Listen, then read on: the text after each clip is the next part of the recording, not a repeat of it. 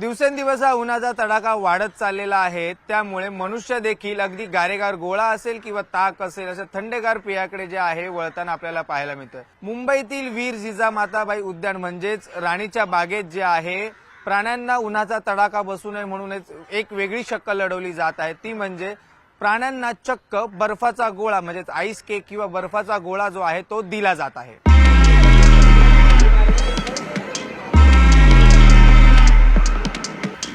Sir काय सांगाल राणीच्या वीर जिजामाता म्हणजेच राणीच्या बागेत कशा प्रकारे प्राण्यांची काळजी घेतली जात आहे उन्हाळ्याच्या दृष्टिकोनातून? सर्वात प्रथम म्हणजे जे काही 2020 पासून जी काही डेव्हलपमेंट झाली, नवीन प्रदर्शनी बनल्या, त्या प्रदर्शनी अशाच बनल्या जिथे प्रत्येक प्राण्याला नैसर्गिक अधिवास उपलब्ध करून दिला आहे। दुसरी महत्वाची गोष्ट म्हणजे डेव्हलपमेंट होत असताना आपण कुठलीही झाड तोडलेलं नाही। त्यामुळे आत्ता आपल्याकडे जवळपास 6000हून पेक्षा जास्त वृक्ष आहेत इकडे राणीबागेत। त्याच्यामुळे मुळातच बाहेरच्यापेक्षा इथे सावली जास्त असते, त्यामुळे टेम्परेचरही थोडंसं कमी असतं, 1-2 डिग्री। नवीन एक्झिबिटमध्ये जसं आपण वेगवेगळ्या प्रकारचं गवत लावलेलं आहे, झाडं तिथे आहेत, त्याचप्रमाणे रनिंग वॉटर बॉडीज आहेत, म्हणजे जे पाणवठे बनवलेत तिथे छोटे छोटे धबधबे बनवले आहेत। त्यामुळे काय होतं, पाणी सतत रोटेट राहतं, त्यामुळे पाणी गरम होत नाही। बाकी प्राणी संग्रहालयात किंवा पूर्वीच्या वेळी कसं एकाच जागी असलेले पाणवठे होते, त्याच्यामुळे उन्हात ते पाणी गरम होतं। तर आता तसं होत नाहीये, कारण आपण ते रोटेशन होतंय पाण्याचं, प्लस आजूबाजूला सावली असल्यामुळे पाणी थंड राहतं। तर आता तुम्ही जसं मागे बघताय की सांबरं जी पाण्यात बसलेली आहेत, त्याचप्रमाणे जे कार्निवोर्स अॅनिमल आहेत किंवा टायगर असेल, बिबटे असेल, तरस असेल, त्यांच्यासाठी आपण मांसाचं खिमा करून त्याचं आईस पॉप्सिकल बनवलं जातं, ते त्यांना दिलं जातं उन्हाचा दाह कमी करण्यासाठी।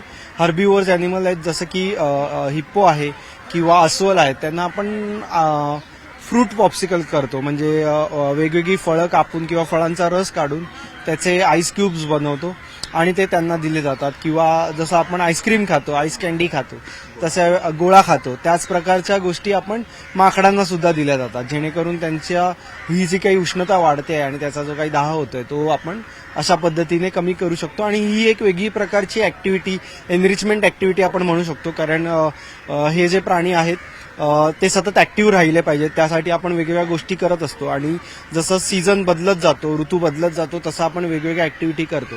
तर उन्हाळ्यातल्या ह्या महत्वाच्या ऍक्टिव्हिटी आहेत। जसं तुम्ही आता उल्लेख केलात की प्राण्यांना खास करून म्हणजे प्राणी असतील, माकड असतील, जसं चिकन असेल किंवा चिकनचा किमा करून बर्फ, नक्की कशा प्रकारची प्रोसेस असते आणि त्यांना कधी कधी हे दिलं जातं जे तुम्ही गोळा म्हटलं? हे आठवड्यातनं एकदा दिलं जातं। जो काही आपल्याकडे मांस येतं त्याचा खिमा बनवून तो पाण्यात मिक्स केला जातो आणि त्याचा डीप फ्रीज करून आईस बनवला जातो डीप फ्रीझरमध्ये, आणि मग तो त्यांना जसा तसा दिला जातो, गोळ्यासारखा दिला जातो।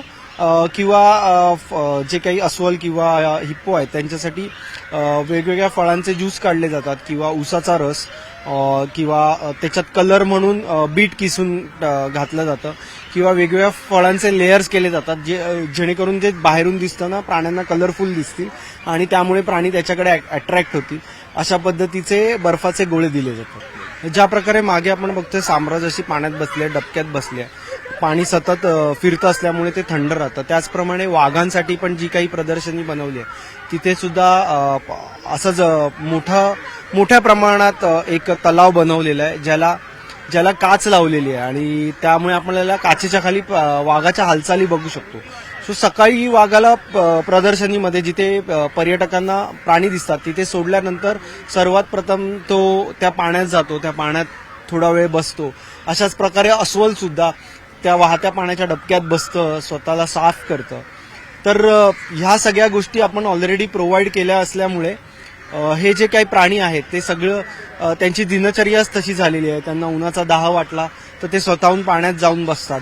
तर अशा प्रकारची सुविधा प्रशासनाने आधीपासून केली असल्यामुळे आपल्याला वेगळी काही विशेष काळजी घ्यावी लागत नाही किंवा प्रत्येक याच्यात गुहा बनवलेल्या आहेत. उन्हाचा जास्त त्रास झाला तर ते लोक गुहांमध्ये जाऊन बसतात. गुहांमध्ये सुकलेलं गवत टाकलंय किंवा माती टाकून ठेवलेली आहे. त्याच्यावर रोज सकाळी आमचे जे प्राणीपाल आहेत ते पाणी मारतात जेणेकरून दिवसभर तो ओलावा राहील, थंडावा राहील अशा प्रकारे.